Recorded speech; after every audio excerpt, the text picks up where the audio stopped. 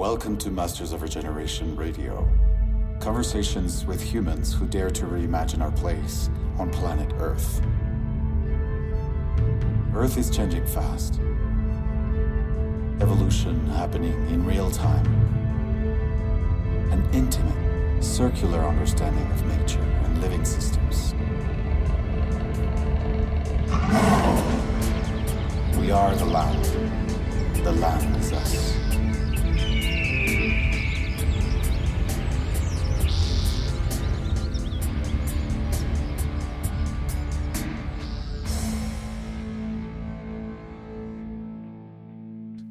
Hey everyone, this is your host Tomas Reyes. Welcome to Masters of Regeneration Radio. This is episode 25 with Ethan Roland Soloviev. Ethan has been working for years in regenerative agriculture. In our conversation today, he invites us to think deeply about the frameworks we decide to work with, as opposed to the rules or practices we may decide to follow. Two different things. A framework to work with as opposed to a set of rules or practices to follow. He also invites us to think about generative questions we can ask about the land and our relationship to specific ecosystems and their potential, as opposed to thinking about problems to solve. He invites us to think rather than define, to relate rather than control, and understand ourselves as part of those living systems relationships and the intricate and unique story of each place. To give you a background, Ethan Roland Soloviev is the Chief Innovation Officer at HowGood. He'll explain what that is towards the end of the episode. And he's also an owner of High Falls Farm in New York State. He's the author of Levels of Regenerative Agriculture and Regenerative Enterprise, Optimizing for Multi-Capital Abundance. Ethan is an international expert on regenerative agriculture, regenerative business, and permaculture design. He has experience in 34 countries. He's the founder of the Regenerative Enterprise Institute, a member of the Regenerative Business Alliance, and an associate of the Carol Sanford Institute. After you listen to this episode, if you're intrigued, jump back on Masters of Regeneration Radio to episode 20 with Carol Sanford. So, to quote Ethan, since 2017, it's been 2 years, regenerative agriculture burst into the mainstream. There's articles in The Guardian, the launch of Project Drawdown's book. Even the co-founder of Blue Apron is talking about it, right? There's a rapid growth of the concept of regenerative agriculture, but it also a strikingly small number of farmers are actually practicing it on the ground. So regenerative agriculture is at great risk of being diluted. So what is regenerative then? What is it? How do we think about it? Here we go. This is Ethan Soloviev, and this is episode 25 of Masters of Regeneration Radio. Because I was reading some of your stuff, and you were saying that, you had some concerns of how regenerative is being a little diluted, or is at the risk of being diluted anyway. It's definitely being diluted.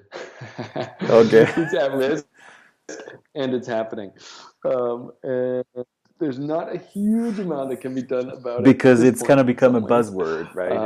And I think it's very hot. It's such a buzzword. Everybody's talking about it. I even saw a post that said Syngenta is supporting and regenerative agriculture practices. Which is very interesting. And I mean, it just shows how quickly anything that's new and hot to some people, or sort of develop but get some exposure, will immediately be grabbed up with good intentions. I mean, that's an amazing thing. Everybody gets the idea, wants to go in this direction. Yes.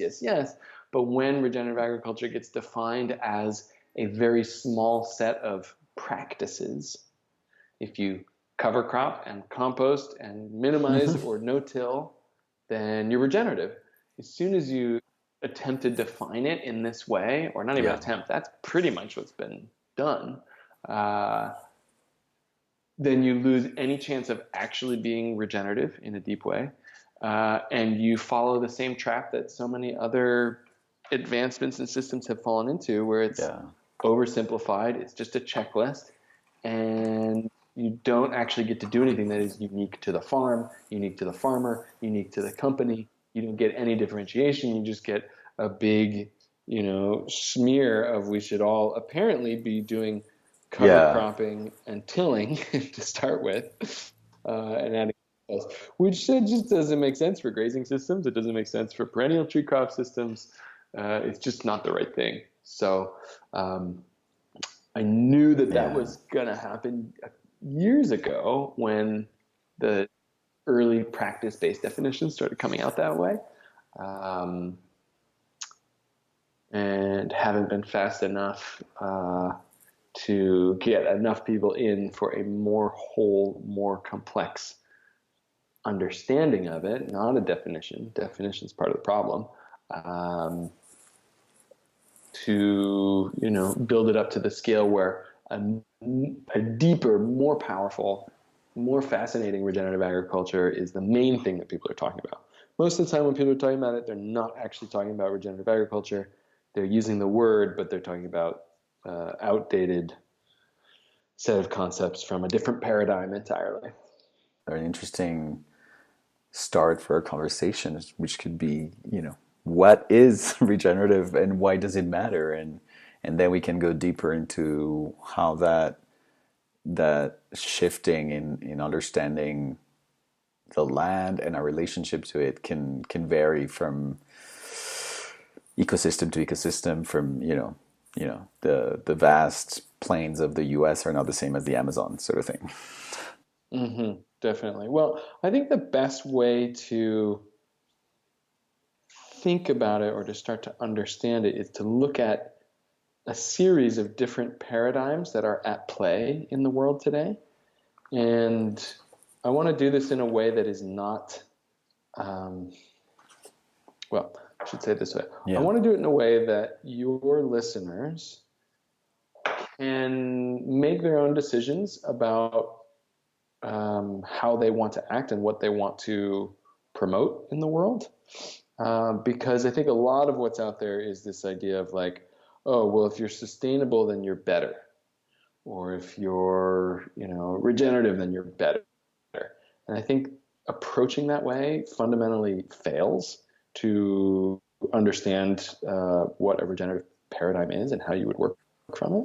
And so there is no like moral correctness or superiority or even judgment from my perspective on which of these paradigms you're operating from. But depending on which paradigm it is, you'll tend to work with farming. That's what we're talking about here, mainly agriculture. You'll tend to work with the land in a particular set of ways. And focusing on what those ways are is a trap if you're seeking deeper understanding. And if you're seeking any sort of positive transformation in the world, what's more useful is to dig in and focus on the underlying paradigms at play. So there's kind of four of them that I've thought through and laid out. And some of the thinking behind this comes from Carol Sanford, who I believe you've interviewed here as well. But these paradigms, they're sort of like, they're just different ways of seeing and looking at the earth, at the land. And the first one that we see a lot of, most agriculture comes from this, is what I call the extractive paradigm. And this is very simply, we extract the value from natural resources in order to receive a return for myself as an individual or for my family or for my business. And so we're seeking to get things out of the ground, take things from the soil. We're seeking to, return a profit for ourselves.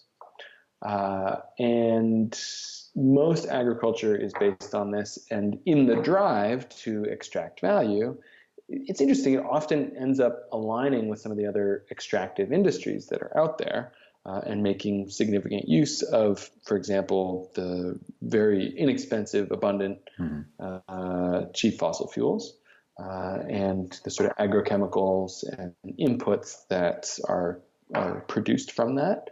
And it also tends towards maximizing yield. sort of how much can I get out of this 1 acre or 1 hectare of land. And that often drives towards single crop types, a kind of monoculture planting approach. And in general, the idea is, how do I get the most out? And that's the extractive paradigm of agriculture. Then there's this paradigm that emerged that was sort of like, well, wait a minute, if we're just extracting, sometimes we're degrading the sort of the resource pool, the foundational capital, if you will, of the soil. We're depleting the aquifers. Chemicals are expensive, financially expensive as inputs. And plus, we're seeing some disease resistance, or not disease resistance, rather, chemical resistance, pesticide resistance start to show up. So what if we did less bad? What if we reduced the amount of extraction, reduced the amount of energy input that was going into our system? And so I call this paradigm the conservative paradigm. And this is conservative in the best way. This is making the best use possible of our natural resources and trying to, reduce soil erosion, reduce water usage, a lot of good thinking around efficiency and, drip irrigation and more targeted use of agrochemicals and even removing some classes of chemicals and types. Anything synthetic, so let's have none of those, and let's only use organic fertilizers, pesticides, and fungicides. And that really is the sort of paradigm behind, at least originally, some of the organic movement was, how can we do less harm in agriculture and conserve natural resources? And so that's conservative.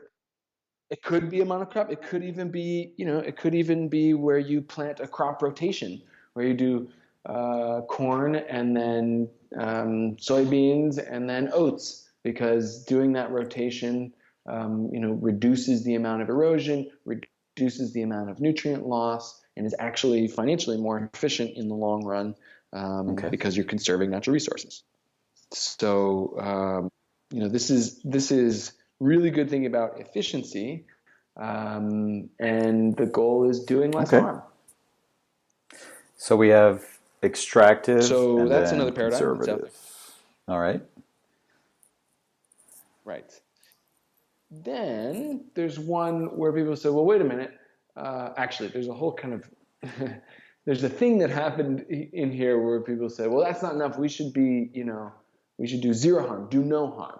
And that, kind of grew to the idea of sustainable. Let's be sustainable. Let's not do any damage. Let's not leave resources in any worse shape than we found them, so that our children can get it. But interestingly, the paradigm that underlies the vast majority of quote unquote sustainability work is a conservative paradigm. It is a do less harm paradigm, where basically the idea is, in order to get to sustainable, we're aiming to, reduce resource usage, and basically make things more efficient, and incrementally, slowly, step by step, continuous improvement, move towards sustainable. So I don't even consider that a different paradigm per se, because the vast majority of what's happening in the quote unquote sustainability movement is coming from a conservative paradigm in how they go about doing things. So the next paradigm that I see as distinct, and not necessarily better, again, none of these are better. It's just interesting to kind of note what farms are using which practices, which farms are kind of moving from what inspiration really is a way. How are they making decisions is a better way to kind of look at which paradigm they're coming from. And also you can see this in your own life if you think about, well, where am I just trying to extract value out of this job or this relationship or this person, or where am I trying to make it not so bad, or where am I heading for this next paradigm, which is what I call the net positive paradigm, where you're aiming, instead of saying, well, how do we do less harm here, how do we be more efficient, it's saying, well, what if instead of doing harm at all, we could actually do good? What if we could improve the soil? What if we could, increase the amount of water holding capacity here on this land or in this whole, river valley? What if there could be more biodiversity when we stop than when we started? So all of this is the net positive paradigm. How do we do good? How do we add value instead of extract value? The thinking is, how do we add value? And there's a few kind of farming movements that are out there. A good bit of the kind of permaculture movement tends to think from this perspective. Holistic management, for the most part, thinks from this perspective of like, how do we do good? How are we net positive? Some organic farmers, some biodynamic farmers think this way, but it's very interesting. Many do not, especially at some of the larger scale, which even though organic has only grown to be less than 2% of agricultural land in the U.S., many of the organic, much of that 2%, or not even 2%, comes from larger operations, wherein the paradigm, and not to say that all large operations are doing this, but the paradigm still seems to be the conservative paradigm. Okay, we're not using these chemicals, but instead we're using this, this green sand from Russia, or we're not using synthetic fertilizer, but instead we're using the chicken manure from this massive conventional chicken farming operation down the road. Which is great, it's great. The soil really likes it, but it's still a doing less harm and not so much a doing good for the whole system paradigm. Okay, none of these, in my estimation, are regenerative. And so you can sort of think about it, and if you look through everything that's being said out there about what regenerative means, most of it is actually people just sort of talking about conservative agriculture, good conservative agriculture practices, like cover cropping, like reducing tillage, doing less tillage. They're still coming from the conservative paradigm. Sometimes we get some ideas that sort of emerge from the net positive, like making a really good compost and adding compost. That is generally coming from a net positive add value perspective. If the compost is being made in a good way, and it's not trucked from somewhere really far away, or compost as a practice usually comes from that paradigm. But the other thing to say here is that there are no such thing as regenerative agriculture practices. Anytime you're looking at practices, you're sort of stepping out of the regenerative paradigm, which we're about to kind of get to and talk about a little bit. And so it's sort of checklist, like I mentioned earlier, where you say, did you do these practices or not? That is not going to get you to regenerative because it's static. It's like a set defined thing. It's a set of quote unquote best practices that were used in one place at one time and had a good effect. And so they should work again in this place, even though it's a different soil, different landscape, different farmer, different business. The idea that you can sort of just cookie cutter, copy and paste from here to there and get a result, that comes from a more mechanical mind, which probably most of us have right now because of the time in the world that we grew up, because we live in an industrialized society where machines are the main metaphor for everything. And so we tend to kind of think mechanically, interchangeable parts on an assembly line about living systems. The interesting thing when you get to the regenerative paradigm is that there's a different perspective, which is a living systems perspective and not a mechanical one. And from there, you see so many interesting things, like every farm is unique. There's no other place like it in the world. And every person has their own uniqueness that is unlike any other person in the world. And so coming from the regenerative paradigm, what you do on the farm, what you produce, how you go about doing it, how you make decisions springs from this uniqueness, from the singularity of each place and each farm. It also looks at how every place and every person is a nested whole within larger whole living systems. And when you start to see that, then all of a sudden the work in regeneration, the work of the regenerative paradigm, is not just how do I add value to the soil, or how do I do good here, but it's how do I positively influence the growth and evolution of the whole system that I'm nested in. Yeah, very different So objective. On my farm here, totally different. It's really different, and you work and act differently. And I'm not saying, my farm is not a shining, perfect example of regenerative agriculture. We've only been farming here for 4 years. We still have a lot to learn. But my goal is to support the transformation of farming in this river valley, and to change the economics of supply of agricultural goods in the world through the way we farm. So when you're working from a regenerative paradigm, you are looking at drawing inspiration from, making decisions towards nested whole systems, while simultaneously understanding their uniqueness, understanding how it is they work at a very deep fundamental level, and really having a focus on growing capacity, evolving the capacity of people, of the landscape, of the life shed. We don't usually say watershed, because watershed again kind of splits it down mechanically into, well, there's water over here, and then there's trees, and then there's rocks, and then there's people, and then there's economies, which is sort of again a mechanistic separating viewpoint.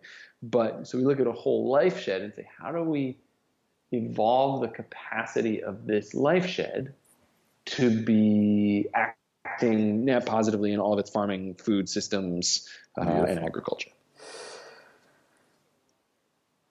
So I just said a lot there. That is what I just talked through is the paper that I should have written before writing the paper that I did write, which you've asked me about, which is the levels of regenerative agriculture. And that's like a more fine-tooth comb. Once you're starting to come from the regenerative paradigm, there's actually different sort of orders and levels you can be working from in that as well. But what I just described, from extractive and then conservative and then net positive and then regenerative, this way of discerning and sort of teasing out the differences between the different paradigms that people are making decisions from is really the core way, in my mind, to start thinking about and asking questions about and learning about regenerative agriculture, is to sort of constantly be testing and saying, what paradigm is this coming from? And how would I make this decision differently if I were coming from the regenerative paradigm as opposed to the conservative paradigm? Okay, I've talked a lot. Questions, thoughts, responses? Yes. I see what you mean, because in levels of regenerative agriculture, you go a little deeper into the levels of regenerative agriculture, but without having taken us through this objective look at the main paradigms. And I think you touched on something important, which is we're going through major transitions in all of our systems, right? We're talking about regenerative, we're talking about agriculture here, but we're also another word that has burst into the mainstream is the circular economy, and then all these other things. So how do those paradigm shifts are happening in terms of the economy, in terms of what used to be called the cradle to cradle sort of design thinking to the circular economy. Here we go from extractive, conservative, do no harm / conservative, net positive, to regenerative agriculture, and then this paradigm shift in terms of objectives as I don't know if you remember, if you've seen that talk with Hans Rosling, where he's talking about the dimensions of human development, and he qualifies them as objectives and he qualifies them as means. And then he's like, well, we've focused in the past 70 years in economic growth as an objective, as opposed to a means to achieve other things, which are protecting life and creating culture and protecting health All or those, yes. Sorry, go ahead. and so when you were explaining do no harm, net positive versus extractive and all that, I just to give the audience an example, I remember going, this was about 2 years ago, north of LA. I went and visited a biodynamic farm, and right next to it there was an organic raspberry farm. But the organic raspberry farm was just a raspberry monocrop that had no interest in the health of the soil or anything. It was just that kind of operation you were describing, where they're not using pesticides, herbicides, and industrial fertilizers, but they're also just not taking care of the land, and they'll probably use that tract of land for a little bit and then move on to a different piece of land or something. Whereas the big shift, shift in understanding of our relationship to the environment, as I see it, is a shift in, like you said, how am I managing this ecosystem where all these things are growing, primarily biodiversity and richness of life, And so, so where I want to go now is like, that is a process that can be very empowering, but it's also how do you see small scale come into play there, and an empowerment of communities that sort of will start becoming more and more independent from this previous model we were in, where people were expecting, say, the government or big agriculture to take care of their needs, like how people keep on saying, oh yeah, how are we going to feed the whole world? Or, well, there shouldn't be 3 or 4 organizations worldwide feeding everyone, right? It doesn't seem. Yeah.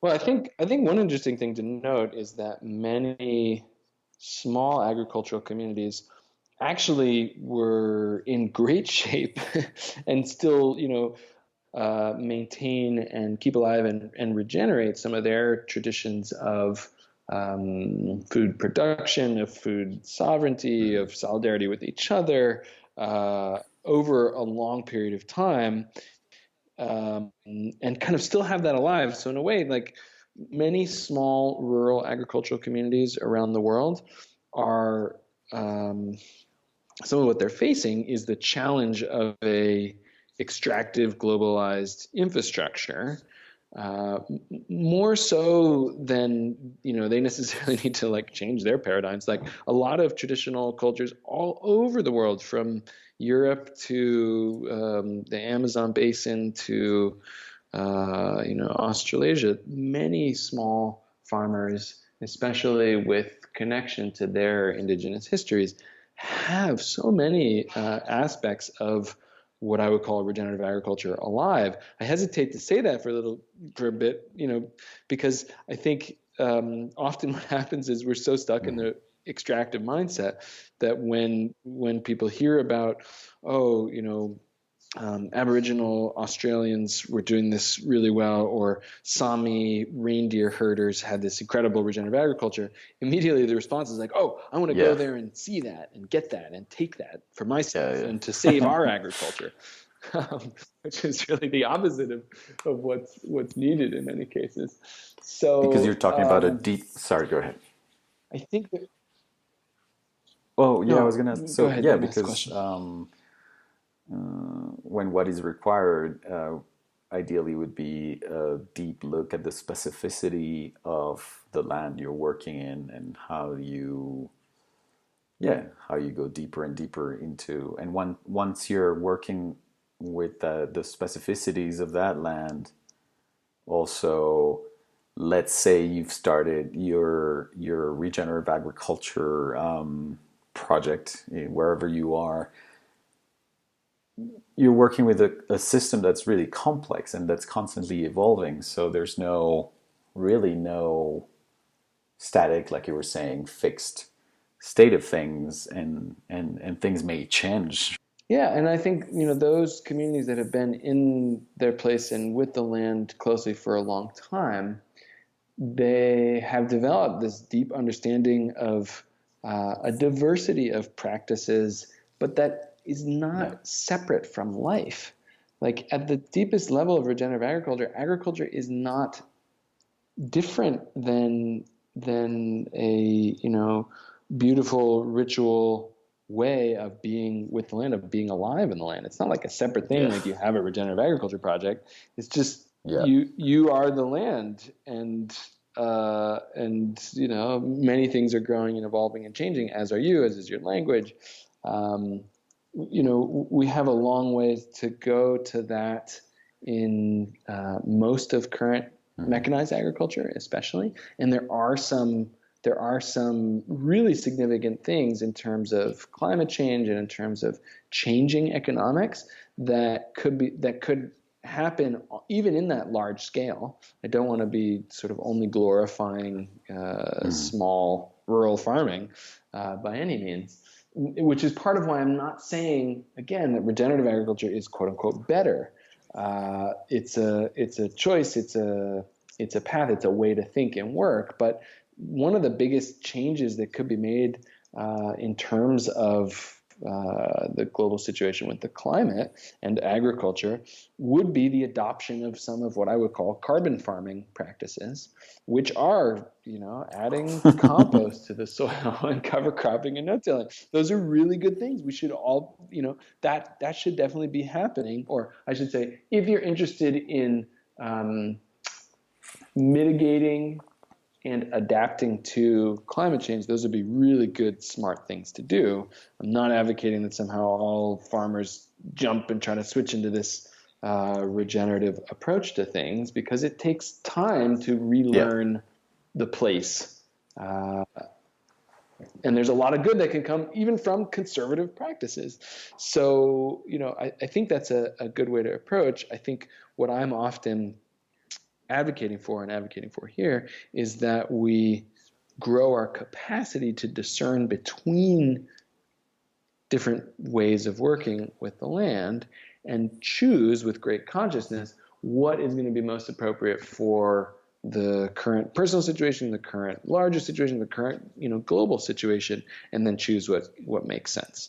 So again, regenerative agriculture is not sort of the goal per se. It's a paradigm that you can come from in working with place. So I understand that we don't want to approach it as a static set of rules. Say we have the 10 commandments of regenerative agriculture, but there certainly are things like you were saying, working with compost and cover crops and mulch and no-tilling and stuff like that, which are really good. But those are tools that are not the main. Exactly, and even in there, you said they're really good, which is still sort of taking this approach that there is a better way to do it, which is not necessarily true. Sometimes it doesn't make sense. Gotcha. Okay. Could you give us one example between like one example of where it's you wouldn't need to mulch, or mulching is not necessary, it's not like they're fixed methods of working with the land. Exactly, it so depends on where. Like, I'll tell you where mulching doesn't make a lot of sense. In the Arctic. Right? There's nothing to mulch with. You don't need mulch. Mulching is useful technique for achieving certain outcomes in many, many places. But it should never be on the list of things you have to do in order to be regenerative. That's the point. No practice should. There's, each individual place has its own techniques, its own tactics, its own strategies. There may be some principles that stay relatively the same throughout, but in a way, anytime you're solidifying and freezing something as this is what it is or this is good, that's fine. You can be in the conservative paradigm and that positive paradigm and do that. And that's lovely. And you'll achieve, what I would call, from my perspective, positive things for the world. But they're not necessarily Okay. regenerative. So if I had some land and I wanted to get started, well, I guess I have two questions. One is, what are usually the main obstacles that you see, the main stuff that keeps people from moving towards a regenerative management of their land? And two, if I were interested, where do I start? What do Well, I do? you know? yeah, totally. Um, you're not gonna like this No, I response. love it. I mean, Um, whatever opens our mind, and so one thing is so exciting. Yeah, one thing is asking what are yeah. the problems or obstacles is not a regenerative Okay, way to approach thinking about it. So from the regenerative paradigm, instead I would ask, what is the potential of this place? Because if I ask what the problems are, what the obstacles are, then I'm starting in what exists now, and I'm starting with okay. problems, and so I'll tend to focus on those. If instead you say, what is the potential of this Okay. place, of this land? Do you see Yeah. how it's a totally different question and starts you on a totally different route altogether? What is the potential? Well, I actually have to go and learn a bunch about this place. As opposed to if I say, well, the main obstacles are that people can't get access to capital, and they don't have a lot of knowledge about regenerative farming practices. Well, then there you go. You immediately have things that Yeah. you're supposed to do to fix those problems, but none of that may move you towards what is the potential of the place. The second thing I'd ask you is, where is Of this course. land that you have? Because I can't answer an abstract question from a regenerative perspective. Regeneration has to be concrete. It has to be specific. It has to be a real place that you can actually tangibly know something about, not abstract idea of what you could do in a desert or what you could do in the cold temperate forest Yeah, where I of live course. in I New York. mean, I understand that the approach would be completely different in upstate New York as it would be in Colombia or. So what do you? Yeah, exactly. So what do you do to get started? Get to know your place deeply, like learn about the last 500 million years in that place. Okay, and from that you will learn all sorts of fascinating things about what kind of foods were grown, how were they grown, what were the different culinary traditions, and what did they have to do with the different foods that were grown? When did corn arrive? It's a very interesting question to just ask basically anywhere you are in the world. When did corn arrive and what was the route that it took? Which peoples brought it there and how did they grow it and with what other plants? What were the pre-annual agriculture staple crops of your place?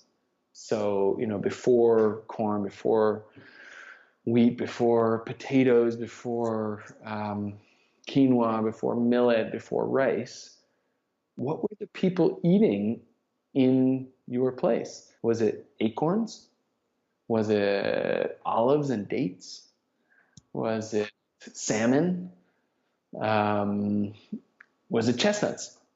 Right? And those sort of pre-annual agriculture crops are often, not always, a really interesting clue towards what um, a regenerative agriculture could be in a place. Fascinating, fascinating. Especially like, yeah, those and what were they growing with? Like what's and many times that knowledge has been lost. Like people, if I went 3 hours away from say Bogota in Colombia and into some mountains and I asked the locals, maybe some locals would know what wild edibles there are in the forest, and many probably don't have no clue, right?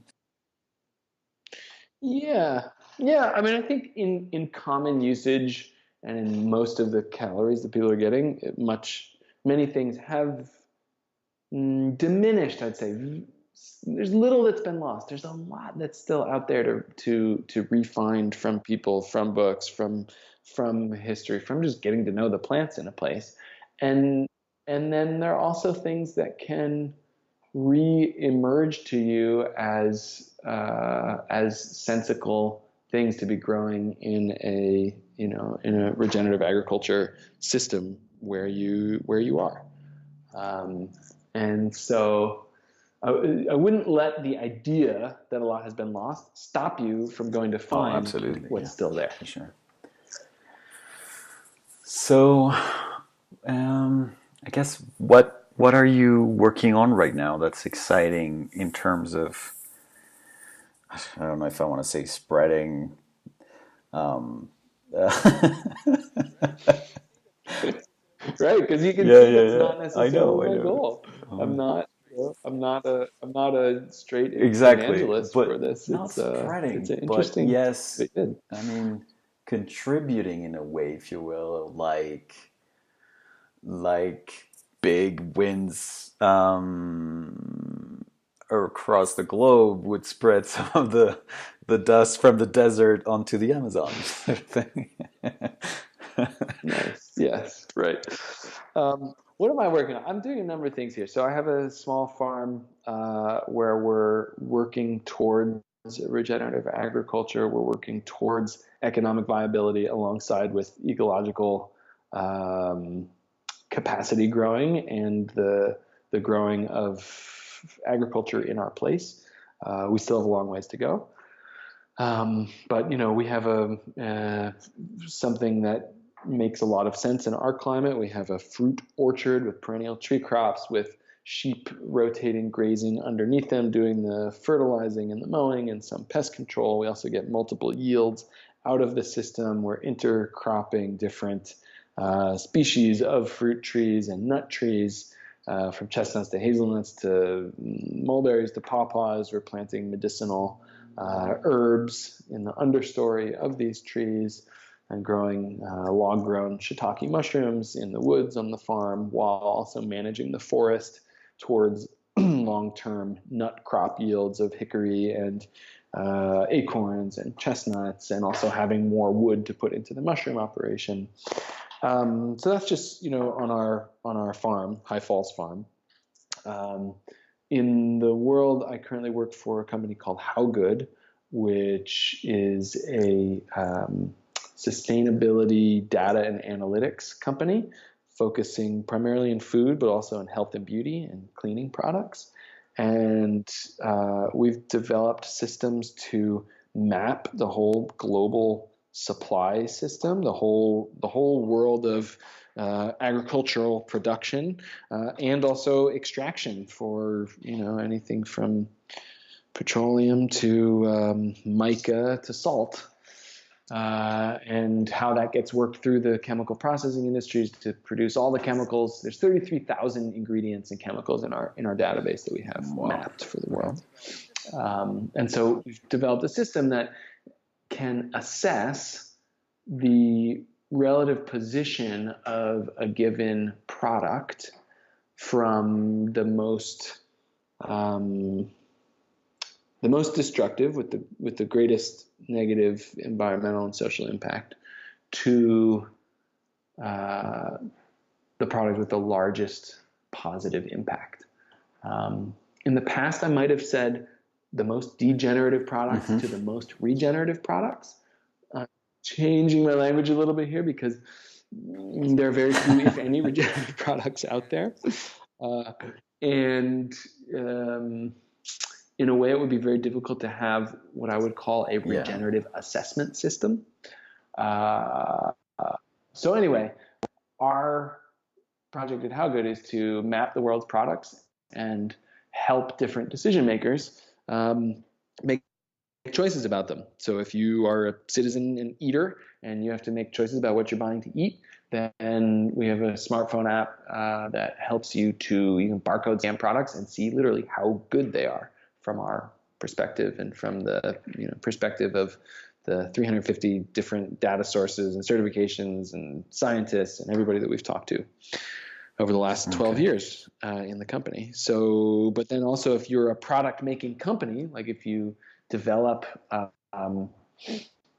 sunscreens or mascara or oatmeal or any cookies or bars or any particular product, we want you to have the same level of insight into what has positive impacts, what has negative impacts, and how do I improve my products with that in mind. So we have a new tool that we're starting to roll out called the Formulation Impact Tool, where you just kind of enter your formulation for the product that you're working on, and then you can see how it fares against a number of different metrics, everything from what are the greenhouse gas emissions to what is the water impact of it to what level of labor risk is there in the supply system for the ingredient, and basically there's 127 different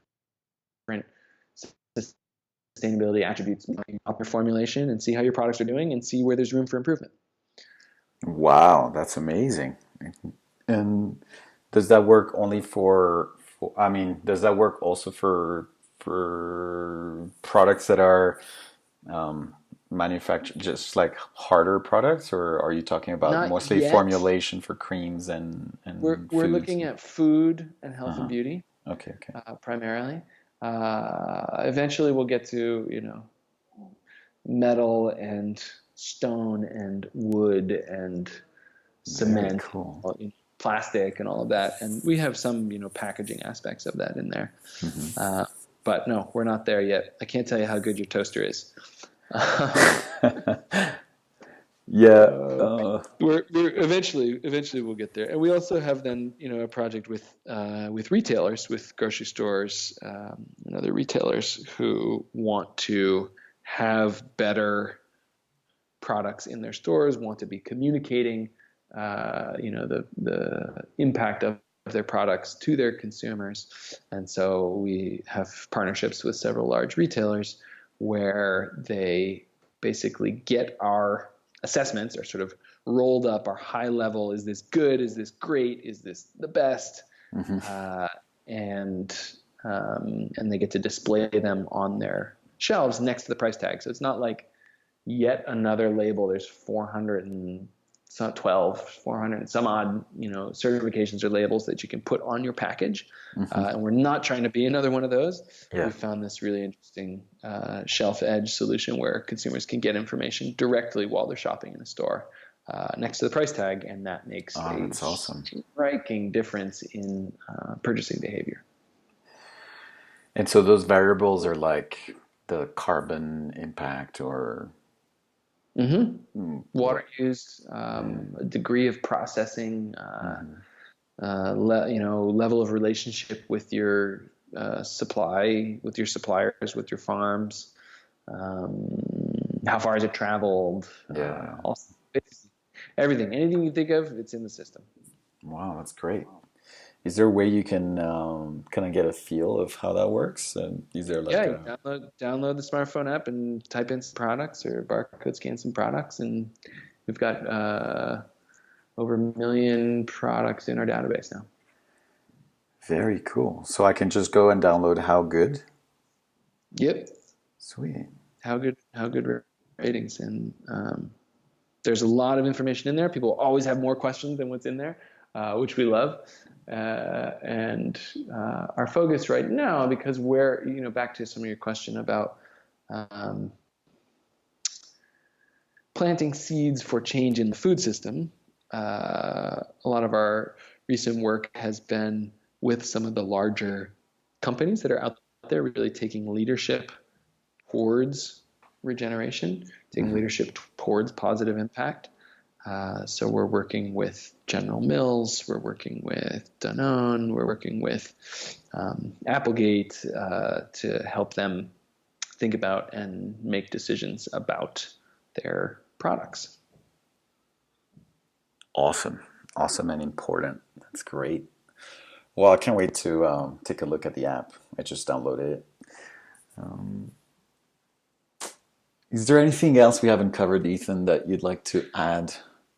I think just if any part of this is interesting or engaging, I do a infrequent news roundup where I sort of look at all the news in regenerative agriculture and regenerative business. We barely even touch regenerative business here, and investing, and kind of do a quick digest of it that you can read in a couple minutes. And you can get that on Regeneration Newsroom is that site. And I look forward to hearing questions and connecting. And I love talking about regenerative agriculture in different places. If you have land you want to move in this direction, I'm all ears. There's a number of different paths to support people, and nothing would make me happier than getting overwhelmed with people farming and or with access to land that want to transition things towards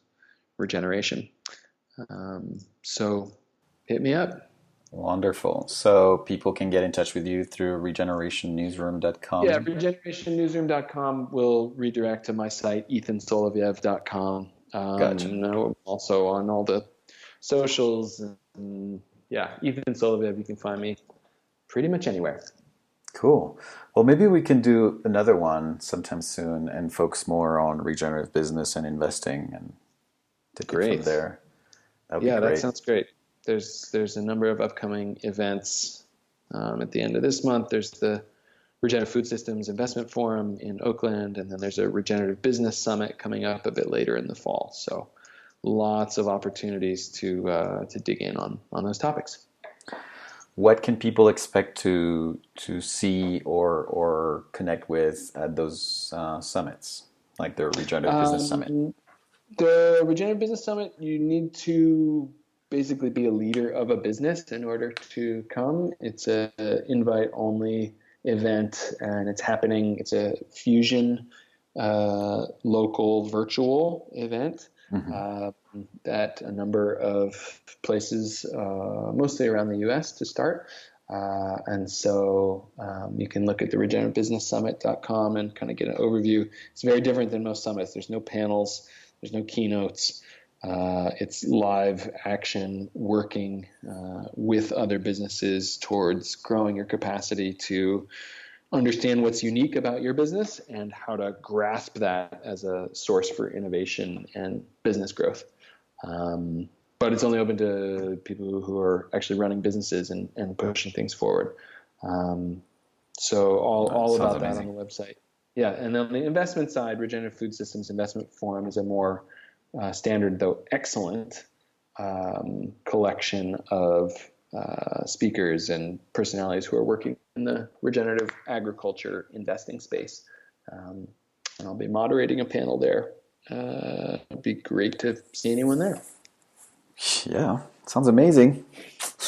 All right. Well, Ethan, thank you so much. Thank you so much for your time and your amazing insights. I think it's a lot of clarity that you've contributed to this podcast, and thanks for sharing all of that. Well, I hope so. My pleasure, and it's not really clarity until somebody actually puts it to work.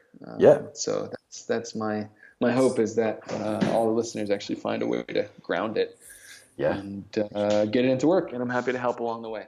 So thanks for taking the time and inviting me to be on. How awesome was that? I love how Ethan is such a great thinker and invites us to think carefully about the words that we actually use to describe our experience. If you enjoyed this episode, please go to iTunes, Apple Podcast, give us 5 stars. You know the podcast is available there and on Spotify and YouTube and Stitcher and all those good podcast platforms. Please share the podcast on your social media. So much gratitude. Thank you. I hope you're enjoying this content and these awesome conversations with extraordinary people who are brave enough to imagine a new reality for all of us.